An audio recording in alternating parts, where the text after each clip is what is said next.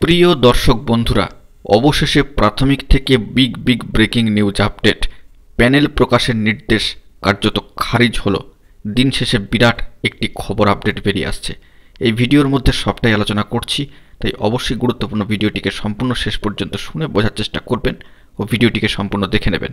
যে সমস্ত বন্ধুরা চ্যানেলটি সাবস্ক্রাইব করেননি, সাবস্ক্রাইব করে নিয়ে সঙ্গে থাকবেন। বন্ধুরা, আজকের দিনের জন্য উঠে আসছে অত্যন্ত গুরুত্বপূর্ণ একটি নজিরবিহীন খবর আপডেট। আবারও সম্মানীয় বিচারপতি অভিজিৎ গঙ্গোপাধ্যায় মহাশয়ের একটি নির্দেশ কার্যত খারিজ হয়ে গেল। প্রাথমিকের শিক্ষক নিয়োগ প্যানেলে সম্মানীয় বিচারপতি গঙ্গোপাধ্যায়ের একটি নির্দেশ খারিজ করল মহামান্য কলকাতা হাইকোর্টের ডিভিশন বেঞ্চ। 2014 সালের টেটের প্রেক্ষিতে 2016 সালের নিয়োগ প্রক্রিয়ায় প্যানেল প্রকাশের নির্দেশ দেন সম্মানীয় বিচারপতি গঙ্গোপাধ্যায়। নির্দেশ এমনই ছিল যে 10 দিনের মধ্যে প্যানেল প্রকাশ করতে হবে পর্ষদকে। সেই নির্দেশটি খারিজ হয়ে গেল। প্রাথমিক শিক্ষক নিয়োগে প্যানেল প্রকাশ এবং তা মহামান্য আদালতের সামনে জমা করার যে নির্দেশ সম্মানীয় বিচারপতি গঙ্গোপাধ্যায় দিয়েছিলেন, সেই নির্দেশ মহামান্য কলকাতা হাইকোর্টের ডিভিশন বেঞ্চের তরফ থেকে খারিজ করা হয়েছে। আজ বুধবার সম্মানীয় বিচারপতি সৌমেন সেন মহাশয় এবং সম্মানীয় বিচারপতি উদয় কুমার মহাশয়ের বেঞ্চ এই নির্দেশ দিয়েছেন।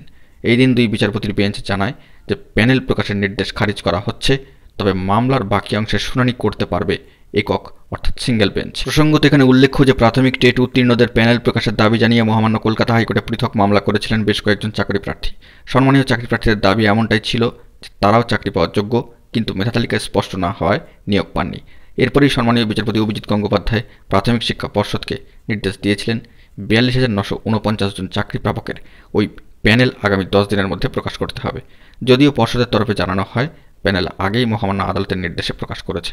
পর্ষদের এই বক্তব্যের পরে প্রকাশিত প্যানেলের হার্ড ও সফট কপি মহামান্য আদালতে জমা দেওয়ার নির্দেশ দেন সম্মানীয় বিচারপতি অভিজিৎ গঙ্গোপাধ্যায় মহাশয়। মামলাকারীদের তরফে মহামান্য আদালতে আবেদন জানানো হয় প্যানেলে স্থান পাওয়া টেট উত্তীর্ণদের সম্পর্কে বিস্তারিত তথ্য তথা নাম, জেলা, স্পষ্টভাবে বিষয়ভিত্তিক নম্বরের উল্লেখ সহ যেন প্যানেল প্রকাশ করা হয়।